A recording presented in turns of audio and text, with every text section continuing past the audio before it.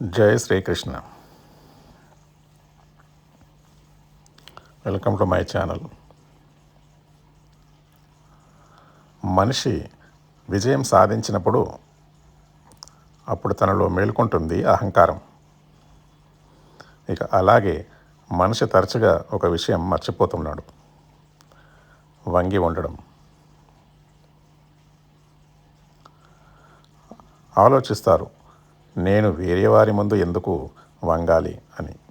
ఇక అలా ఎందుకు అవుతుంది అంటే, మనిషి ఒక ముఖ్యమైన విషయం మర్చిపోతాడు. ఈ ప్రపంచంలో, ఈ జీవితంలో ఏదైతే పొందాడో అది తను వంగే పొందాడు.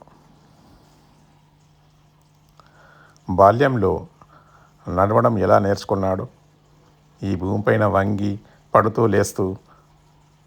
మరి పెద్దవారి ఆశీస్సులు ఎలా తీసుకుంటాం? వంగి తీసుకుంటాం. రైతు పంట కొయ్యాలి అంటే వంగి కొయ్యాల్సిందే. కుండ నుంచి తాగడానికి నీళ్లు తీయడానికి మనం వంగి తీరాల్సిందే. భగవంతుడి దగ్గర నుండి ఆశీర్వాదం పొందాలంటే వారి ముందు మనం వంగి ఉండాల్సిందే.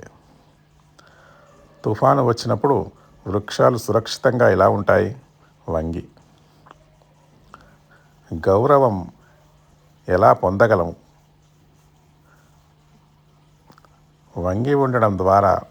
ఎవరి ముందైనా వంగి ఉండడం దాని అర్థం మనం మన ఆత్మగౌరవాన్ని వదులుకోవడం కాదు. దాని అర్థం ఏమిటంటే వినయం. మనం మనుషులం. మనం ఆకాశాన్ని అందుకోవాలని అంటే ఎటువంటి పక్షిలాగా రెక్కలు అవసరం లేదు. కేవలం మనం ఎంతైతే వంగుతామో అంతవరకు వంగితే చాలు. జై శ్రీకృష్ణ.